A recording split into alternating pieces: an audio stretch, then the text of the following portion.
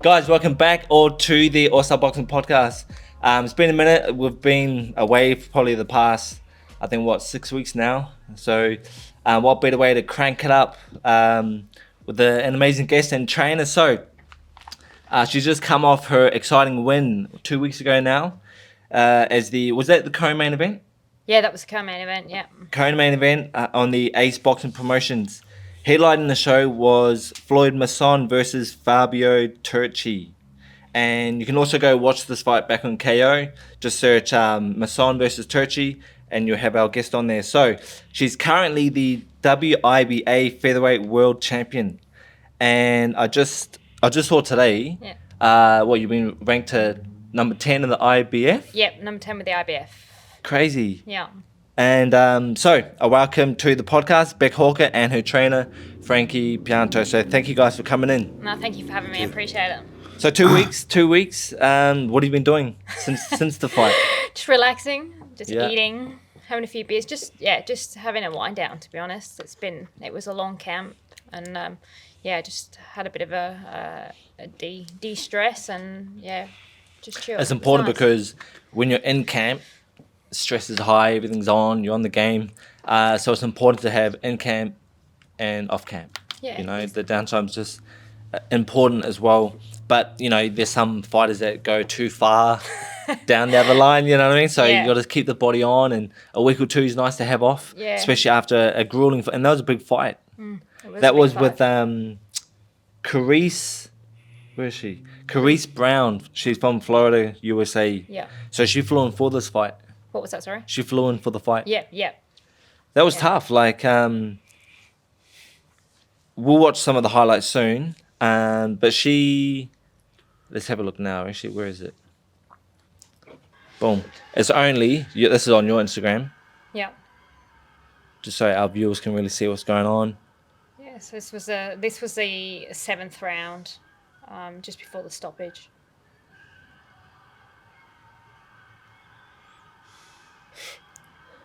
She looks marked up. You're not even marked. Yeah, no, to be honest, I think that was one of the fights where I was least marked. I didn't even get a little bit of a mark for the treble, but that's okay. And Coach Frankie, you happy with the performance? I thought I think it's her best performance to date against a quality opponent. It's probably the best she's looked and boxed. She's fought 3 international opponents on the trot now, so looking to secure another top 10 opponent pretty soon in her next bout. So nice.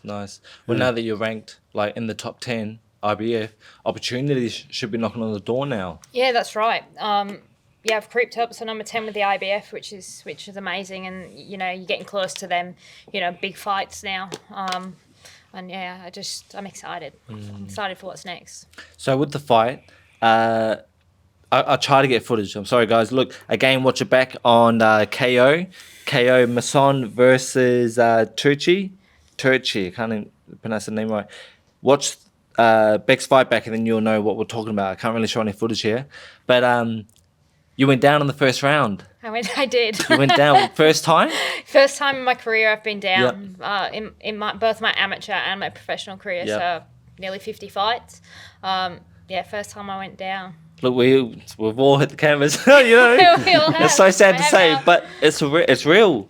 It is real. It's it was a defining moment for me personally when I was on the canvas, and I sort of looked up and realised I could see everybody watching on the top, top tier, and I was like, oh my God, you need to get your shit together right now. And it was the kick early on that I needed to get myself into gear, because I do take a couple of rounds to get my rhythm, but with that I was straight into game mode basically, and it showed.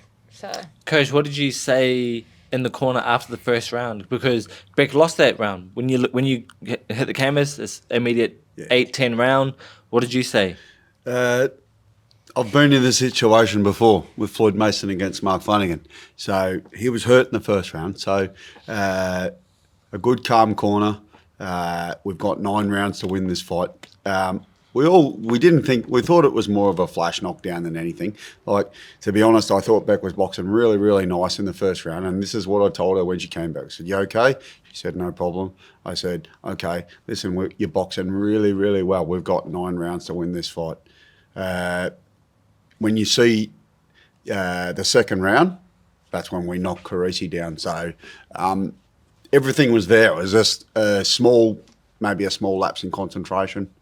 Look, I've got no problem with a fighter getting sat on their ass, especially, it's a learning experience, and she'll be able to handle. I'm very, very sure that the way she fights, I'm very, very sure she's going to get sat on her ass again. So, look, it's one of those experiences that is fruitless. Yeah. You know what I mean? She'll know what to do next time. And I said, we've been in that situation as a corner. We've been in some of the biggest fights in Australian boxing over the last 3 or 4 years. A nice, cool, calm corner in the first round, and we were able to steer the ship back in the right direction in the second round. So yeah, nice. And this is, I said this to Stevie Spark in our episode. When you hit the canvas for the first time, you get to see who you are. Whether it's going to break you, shock you, or you get up and just Go for it. give it back. You know what I mean? Give it back. And that's the character building moments. Yeah, it is. That shows you who you really are when the times get tough. So first round, sometimes it can be scary, like, oh shit, I've still got another 10 rounds to go, and this just happened. Yeah. But like I said, woke you up, woke the beast. Yeah, what the beast. She came out. She's ready. So for those that don't know, we go way back. Yeah, we go way back. So anyway, there's so much to cover in this episode. So by day you're a full-time boxer, or let's say professional boxer, yeah. And by night you're a crime fighter. You're in the police force. Yeah, I'm a crime fighter. You're a crime fighter. If you speak to my colleagues, they probably don't say I'm a crime fighter. I try and tend to do as little as possible. No, I don't actually do that. But I'm a copper by trade, I suppose. But I suppose over the last 2 years since I've been professional, I've not been there as much. Obviously, I take at least 8 weeks off now. I'm in a position where I can take at least 8 weeks off per camp. Nice. With a little bit of help of a few sponsors. Nice. So, yeah. And the police force is totally okay with they're really, that? really supportive. I have a really, really good station where I'm at. And they're all pumped for it. They love it. They all watch it. Nice. They're all watching it at the station, and not the last one, the time before that, a few of the teams came. So it was really good. I feel really lucky that I've got all their support, and yeah, it's good. Do you feel your boxing career is linked to the police force? Because I could imagine that's a stressful job too. Yeah. Professional boxing is stressful. Yeah. And then having two stresses. But do you feel the boxing is a bit of a steam let out type thing? Yeah, definitely. I think, but yeah, like both jobs can be stressful. I'm not gonna lie, but I think I channel a lot of my energy and things into sport, and I always have, and that's how I de-stress and how I relax. And it's a good thing for me. It's a good thing for me physically and mentally as well. So I know when us fighters, those that don't really understand, I'll try and explain it as good as I can. When you're in camp and when you're just on, and I'll be going for a jog and a bird might just fly past, and I'll just be like, yeah, you're on. Dudes, you know what I mean? Like anything, like my senses are heightened, and I can imagine that the job that you're in, being a police woman, you too have to always be on. Watch your back, like just watch the doors, like just. Yeah, you do. You and it's a state of continual heightened awareness, basically. So yeah, you're right. So if I go out, I would choose to sit with my back to the wall until I can see everything that's going on, and that's just something that you just do, and don't think about it; it just happens. And you're right. With boxing, you're always so high on the level. It's hard to explain if you're not in there, but they do sort of overlap and link, and yeah. Have you ever naturally don't need to really probably answer the question, but have you ever done like a slip? Did you cuffing somebody up? I haven't. No, they haven't got that close. So again, we go back to our Caboolture gym. Yes. So we're in different gyms now. You're part of CSC. That's so right. Combat Sports Coliseum in Albion. That's right. So that's only been up and running for the last start of the year. Yeah, about 8 months now. Yep. So Yep. 3 pros there. Yep. Beck, Ryan Brown, who's about to have his pro Yep. debut on the weekend, and Luke Medini. And yeah, growing every day. So, Yeah, nice. Yep. There's an Albion there. Yeah. And we'll plug it in a little bit later. Yeah. But yeah, so we go back to Caboolture days. Yeah. And so I'm 33 now. I'm not going to ask you how old you are. I'm 33, and I'm so a few years younger than that. yeah. Oh, Just saying. And so I was 15, 16 when I went to Caboolture boxing. Yeah. Donnie Tyndall and Ann Tyndall, and that's where you came along. You Yeah. know, Liam Wilson and a few other old fighters there, notable names. How old were you when you? So what's your story? When did you come from England? So I came from the UK in 2010. Yeah. I spent, I think, a year over at WIBA before moving to Caboolture. And then, so I think it was maybe 2011. I maybe was 19 when I first met Donnie and with Donnie and the team at Caboolture. I stayed with Donnie and Caboolture Boxing Club for 8 years. Yeah, yeah. The entirety of my amateur career, basically. Yeah. Yeah, so. Yep. So how old were you when you came to Australia? 19. Yeah. So 19. So maybe I was 20 when I went to Donnie. Yeah. Wow. Yeah. Wow, crazy. Why did you decide to come to Australia? I came because I was I was at uni at the time. My parents were going to come out here. So my mum and my stepdad were moving for work. I originally was going to stay in the UK. I was at uni, like I said, and I was just doing rubbish, basically, and that was the best option at the time. So I said I'll come out for 6 months, and I never went back. So Were you boxing back in the UK? I had 2 fights in the Yeah, UK. nice. Yeah. What gym was that with? Keithley Boxing Club. Yeah. And whereabouts? Sort of West Yorkshire. Yeah, so Okay, yeah, I Yorkshire. know exactly where that is. The best part. Yeah, so I had 2 fights in the UK, and then came over here and carried on. Found a boxing gym, and it Yeah. was straight to Caboolture. I spent a little bit of time with Ty. Ah, yeah, at yeah, Bribey, Bribey, yep. And then from Ty to Donnie. Different gym, like compared to the UK, to Australia, different kind of culture. I think Keithley Boxing Club was very much like how Donnie coached, and I think that's why I settled so well and I stayed. Obviously, I was there 8 years, so. Yeah, wow. Yeah, we went on some trips together. Yeah, we sparred together. Newcastle went down. Yeah, so Yeah. history, and it's, you know, like, again, I've been in this sport, 15 years now, a long time, and I've seen fighters and people come and go, and I know you've seen that too, Frank, over your time. People come and go, and you've got those small few that still have been in it for the long haul, Yeah. you know, and even though we're in different gyms these days, Yeah. we still have that connection. Yeah, exactly. You know, right. no matter where, if I was to see you in the boxing world, or, you know, if I was a criminal on the outside, like, me oh, away. Beck, hey, Beck, let me go. But yeah, and boxing, I feel, as a sport, brings people together. It does. Yeah, definitely. You know, it doesn't matter what part of the world you're in. If you go to a boxing gym, there's still that kind of that common thread amongst is. you and Yeah. the other person. Would you agree, Coach I Frank? agree. You see all sorts in boxing gyms, don't you? They can all mix together in a harmonic system of a non-judgmental system, isn't it? So This is a sport that really humbles anybody.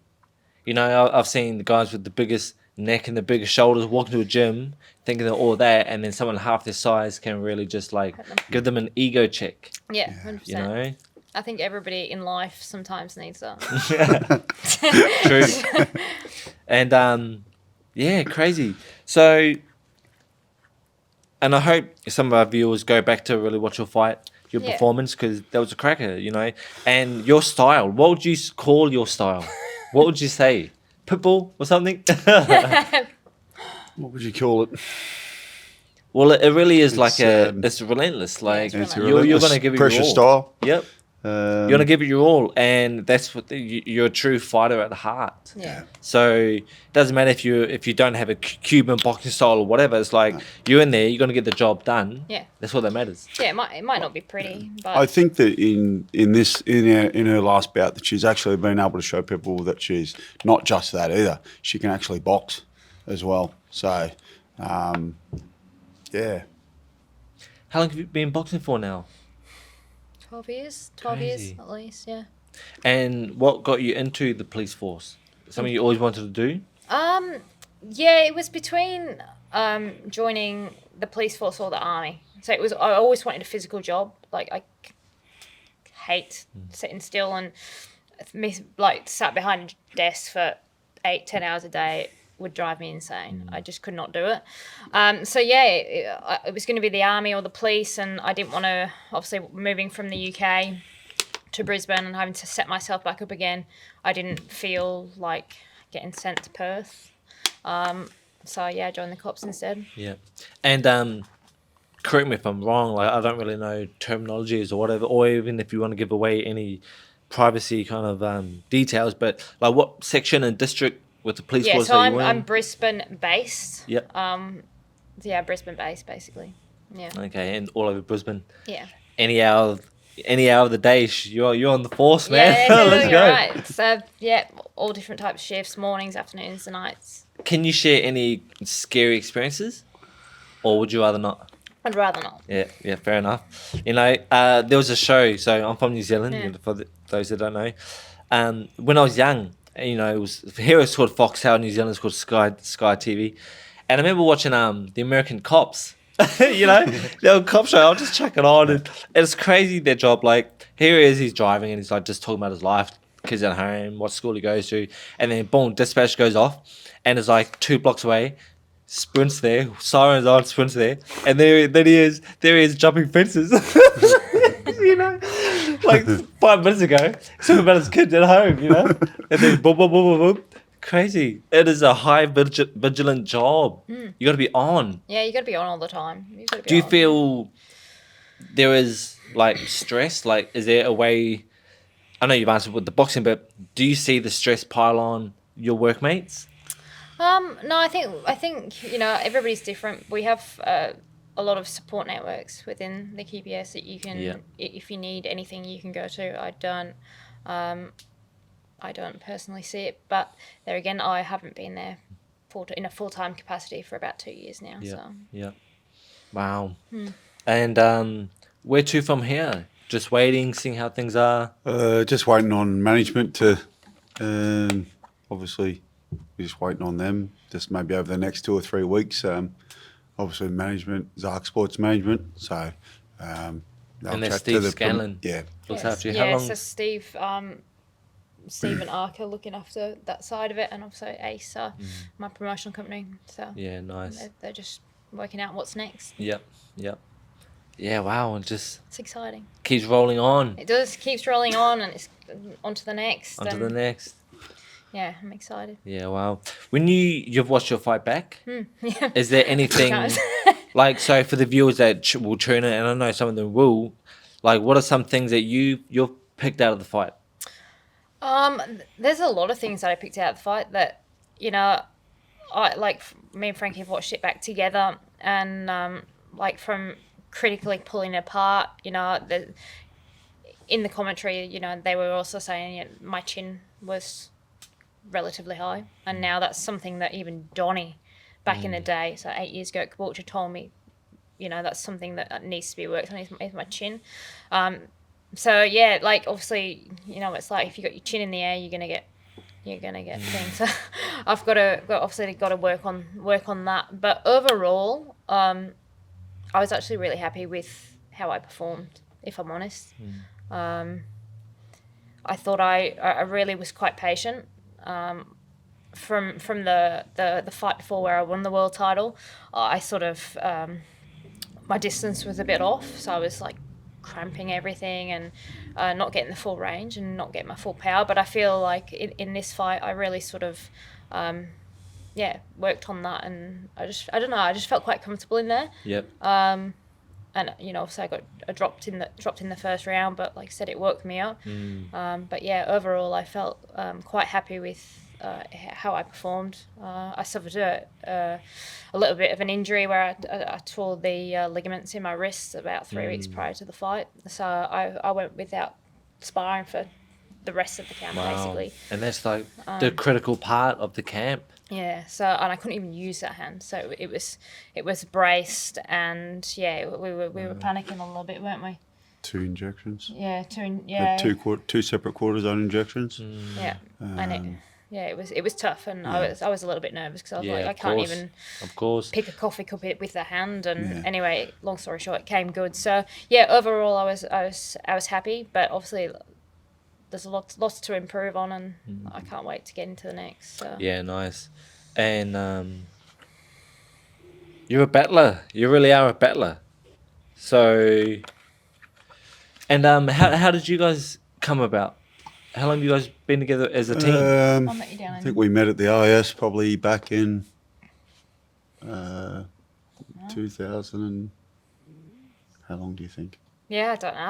I think maybe 3 or 4 years ago, maybe a bit longer now. Maybe longer than that. Maybe I reckon that might be 6 or 7 years ago. Yeah. Anyway, Yeah. Long story short, we've been together for a whole professional career. So, And you're now 7-0.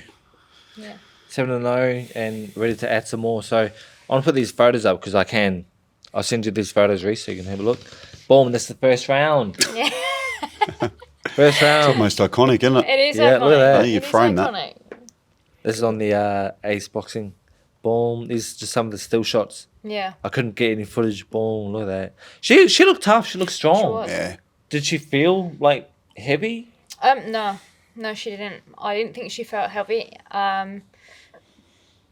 But there was some pop. Even though a lot of her shots were telegraphed and they were a little bit wild. It's like with the wild shots, if they connect, they've got some bang behind them. Yeah. Boom. Here we go. That was the second round. Bang, that's a nice shot there. Yeah. With the blood everywhere. Boom. This is it, man. That's the Coliseum. Yeah. Boom. Perfect jab. Yeah. I'll put these on. I'll send them to you, Reece. Boom. Yeah, she marked up quite quick. I think it was a good stoppage. Yeah. She was taking a lot of big shots to Yeah. the head, and Look, you still look pretty in there. Yeah. I literally It's actually- don't mind. Phased. It's actually good that it was such an exciting bout, but took no damage. Yep. So overall, I'm pretty happy. And the wrist held up. The wrist was fine. Nice. Yeah, the Yep. wrist was fine. So, no dramas with that. Do you feel every camp's been different? Yes. Yeah? Yeah, definitely. I think, I actually feel, regardless of obviously the injury and whatnot, my last camp was. We went really back to after the Holly Tower fight. We went back to the basics and really sort of honed in on them. And I don't know what it was about last camp. I think I mentally went from a different angle as well. So I really enjoyed last camp. And yeah, it was good. Yeah, nice. And wow. So plug yourself in. Where can the viewers, or if you want to thank anybody, where can people find you? So I'm only on Instagram. I'm not all over the social media. So if you want to follow my journey, obviously Beck Hawker Boxing. I post all my stuff on there, so that's where I'm at. Nice. I'll definitely be following. And Frankie, plug yourself in. Where's the gym at? What are your classes? What's going on in the gym? Yeah, obviously we train amateurs and professional boxers. We do classes for the general public at CSC Boxing in Albion. It's only a brand new gym, so you can find us on Facebook or Instagram, CSC Boxing, or Coach Frank Pianto. We're very close to the city, as you know. We're very close to you. Yep. And I've had some amazing sparring with Orion. As of filming date, he's fighting in two more nights. Ryan Brown, fighting for the Queensland super featherweight title on Jamie Myers' card this Saturday night. He's had amazing prep. we did the majority of our sparring with you, but we also did. We finished it out with you and Jason Maloney. So we got Jackson England, Dana Coolwell. Yeah. You know, the Eric best Solikoff. prep? Yeah, we couldn't ask for better prep. So, yeah, it'd be very, very hard to emulate that preparation. Anyone, you know, as you know, the sparring is probably something that we lack the depth in Australian boxing. Is that quality and to be able to emulate a camp as such of high caliber sparring partners is probably going to be super hard to do that again. Yeah. In terms of where everyone's in their preps, you know, it's not always that's it's not always available. I think this is probably one of our biggest problems in Australian boxing. You agree? Who do you spar, Beck? And you said, do agree. Who do you spar? Yeah, I so the majority of all of my sparring pretty much was Sasha Ryan from Noosa. She's amazing. Shout out to Sasha. And we went down to Wollongong and we did a few rounds down there, didn't we? Yeah, we sparred Tawana Campbell as well. So she's super featherweight. We didn't quite know how strong the American would be, so we used a mix of some speed, which is Sasha, and who's a bit lighter than Beck, and we used Tawana, who's weight division above. Yeah, so we honestly same. We had the perfect sparring partner for the opponent, and I think for Ryan we've been able to emulate that with you for Orion's opponent. And I'm excited to see where it goes. Yeah, he's gifted, you know. Yeah. Well, I think. As you know, you've sparred him in the past as an amateur, and I think he's one kid in Australian boxing that will make a very, very good transition to pro boxing. As you know, they're very, very different. Yeah, so I think he's very suited to the professional side of things. Yeah. And I love doing this. Like I said before, you would never know we've been doing a podcast. Yeah. All these years later after Caboolture. I know, it's crazy, isn't it? But I love this because I'm still living that fight life. You know, I spar everybody, and then you know. So when I'm on the panel, I can relate. I can talk. We've been there. I've done that. You know. Yeah. So I just want to thank you guys for both coming in. It's a pleasure. It was late at night. I know you got crime to fight tomorrow. I go to bed at 8:30 when I'm not at work. So no, I appreciate you having me on. It's good to obviously get the exposure and get myself out there and try and get people along with my journey so I can continue doing what I'm doing. So just before we cut it off, I just want to say thank you to all my sponsors. You know, as it is, without their financial backing and their support, I won't be doing what I'm doing. So thank you to all the people who back me. And if there's any businesses that want to get behind me as well, you can contact me through Beck Hawker Boxing. Beck, the crime fighter Hawker. That's your new name. I love it. Stop. No. All right, guys. Thank you.